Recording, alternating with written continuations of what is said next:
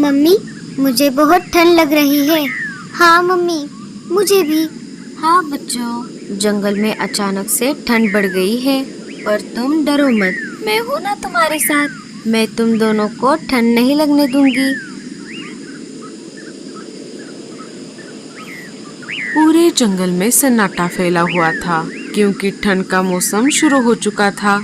जिन पंछियों ने अपने घोंसले पक्के किए थे, उन्हें तो कुछ नहीं हो रहा था, पर जिन्होंने अपने घोंसले पक्के नहीं बनाए थे, उन्हें सर्दी के मौसम में बाहर ही ठंड में रहना पड़ रहा था।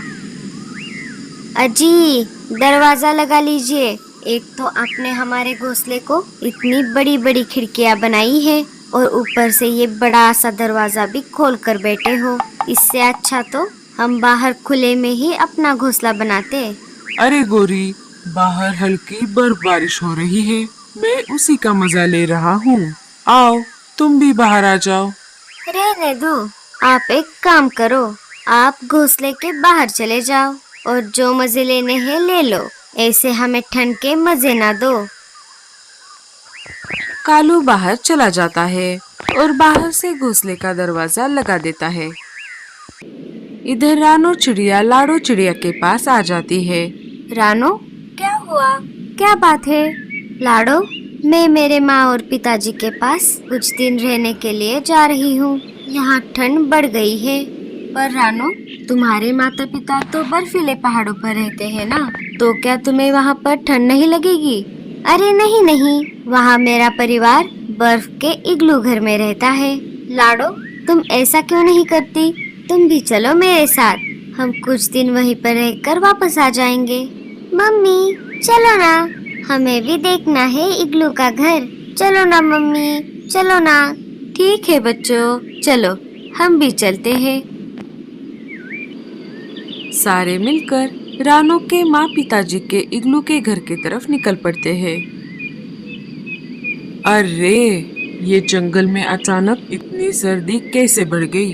अगर जल्द से घोंसले का इंतजाम नहीं हुआ तो लगता है यहीं पर ठंड से जान निकल जाएगी। कुछ समय उड़ने के बाद लाडो और रानो बर्फीले पहाड़ों की तरफ आ जाते हैं। रानो, यहाँ पर तो हमारे जंगल से भी ज्यादा ठंड है। अरे नहीं नहीं लाडो, तुम घबराओ मत, बस थोड़ी देर और हम घर के पास पहुँचने ही वाले हैं। तुम देखना, वहाँ पर तुम्हें बहुत अच्छा लगेगा। वो सब जा ही रहे थे कि तभी एक शिकारी पंछी ने उनका रास्ता रोक लिया। अरे वाह वाह वाह, क्या बात है! इतनी कड़कड़ाती ठंड में मस्त गर्मा गर्म मांस खाने को मिलेगा। शिकारी को देखकर सारे डर जाते हैं। शिकारी पंछी उन पर हमला करने ही वाला था कि तभी एक पंछी बीच में आ जाता है। रुक जा, वरना इसका अंजाम बहुत बुरा होगा। तू मेरा कुछ नहीं बिगाड़ पाएगा। हट जा मेरे रास्ते से, नहीं तो मैं तुझे भी नहीं छोड़ूंगा। शिकारी पंछी उस पर हमला करने ही वाला था कि तभी ऊपर से किसी ने एक बड़ा सा नारियल शिकारी पंछी के सिर पर गिरा दिया। अरे, ये किसने किया? ये मैंने किया है। अब चल यहाँ से 9-2-11 हो जा, मैं तुम दोनों को देख लूंगा। हाँ हाँ, चल अब निकल। शिकारी चिल वहाँ से भाग जाता है। दोनों रानो और लाडो के पास आ जाते हैं। पिताजी, भैया, आप यहाँ? अच्छा हुआ आप यहाँ पर आ गए, वरना वो शिकारी चिल हम सबको मार ही देता।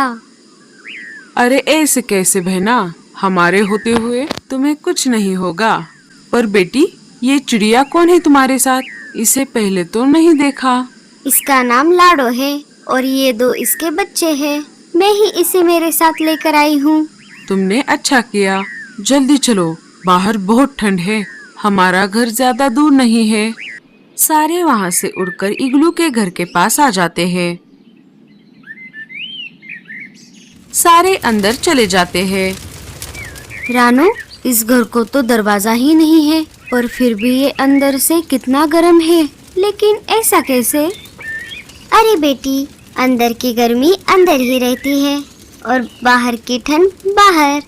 अपने नानी को देखकर बच्चे बहुत खुश हो जाते हैं और भागकर उनके गले लग जाते हैं। मेरे प्यारे बच्चे। और हाँ लाडो बेटी, इस इग्लू के घर के अंदर हमारा और कोई शिकारी पंछी नहीं आ सकता। सोनू और पिंकी नानी के घर आकर बहुत खुश थे। उन्हें भी बर्फ का इग्लू घर बहुत पसंद आ गया था। मम्मी, हमें बहुत भूख लगी है। बच्चों, थोड़ी देर रुक जाओ, मैं तुम्हारे लिए गर्मा गर्म समोसे बनाती हूँ। मम्मी, तब तक हम बर्फ में बाहर खेलने के लिए जाए? ठीक है बच्चों, पर ज्यादा दूर मत जाना, यही पास में ही खेलना। बच्चे बाहर बर्फ में खेलने के लिए चले गए। नानी ने सबके लिए गर्मा गर्म समोसे बना दिए। चलो बच्चों, खाना तैयार है। खाने का नाम सुनते ही बच्चे दौड़कर घर के अंदर आ गए। सबने मिलकर खाना खा लिया। नानी के हाथ के समोसे खाकर बच्चे बहुत खुश हो गए। अब तुम सब आराम करो, हम बाहर आग जलाकर बैठे हैं। नानी और रानू ने मिलकर सूखे घास का बिस्तर लगा दिया। सारे इग्लू के घर में सो गए। बाहर बच्चों के नानू और मामा आग जलाकर बैठ गए। रानू और लाडो उनके पास आ जाती है। बच्चों, तुम सोए नहीं अभी तक? नहीं पिताजी, हम ये सोच रहे थे क्यों ना हम हमारे जंगल में ऐसा ही इग्लू का घर बनाए। हाँ हाँ, क्यों नहीं, जरूर बनाओ। पर बच्चों, इसे बनाने में तो बहुत मेहनत लगती है और बहुत परेशानियां भी उठानी पड़ती है।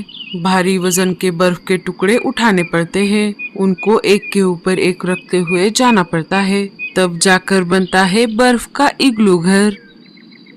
लाडो, अगर हमारी कोई मदद करेगा तब हम हमारा बर्फ का इग्लू घर जरूर बना सकते हैं। कुछ दिन ऐसे ही बीत जाते हैं। माँ, ये 4-5 दिन कैसे बीत गए हमें पता ही नहीं चला। अब हमें चलना होगा। जंगल लौटकर हमारे नए घोंसलों का इंतजाम करना होगा। और थोड़े दिन रुक जाओ बच्चों, वैसे भी तुम तो बहुत दिनों बाद आई हो। नहीं माँ जी, हम फिर कभी वापस आएंगे, पर अब हमें चलना होगा। बच्चों का स्कूल भी है, ज्यादा दिन छुट्टियाँ पड़ जाएगी तो बच्चों की पढ़ाई पर असर हो जाएगा। बच्चों का घर जाने का मन ही नहीं कर रहा था, लेकिन उन्हें स्कूल की पढ़ाई भी पूरी करनी थी। सारे अपने घर की तरफ निकल पड़ते हैं। अच्छा, तो तुम वापस जा रहे हो। अब मैं देखता हूँ कि तुम्हें कौन बचाएगा। बच्चों, अब तुम यहाँ से जा सकते हो, जल्दी वापस आना। बाय बाय नानू, बाय बाय। हम जल्दी वापस आएंगे नानू। सारे अपने जंगल वापस आ जाते हैं। रानो, क्यों ना हम भी इग्लू का घर बनाए? हाँ लाडो, लेकिन हमें किसी की मदद लेनी होगी। वो दोनों बातें कर ही रही थी, तभी भूरा कौवा वहाँ पर आ जाता है। अरे भूरे, तू यहाँ पर क्या कर रहा है? मैं इन लकड़ियों से घोंसला बनाने वाला हूँ, पर ठंड इतनी ज्यादा है कि मुझे लकड़ियाँ ढूंढने में बहुत परेशानी हो रही है। मुझे और लकड़ियों की जरूरत है। भूरे, तुम ऐसा क्यों नहीं करते? घोंसला बनाने में हमारी मदद करो, और तुम्हें लकड़ियाँ ढूंढने की भी जरूरत नहीं है। क्या? पर हम घोंसला किस चीज का बनाएंगे? हम बर्फ का इग्लू घर बनाएंगे।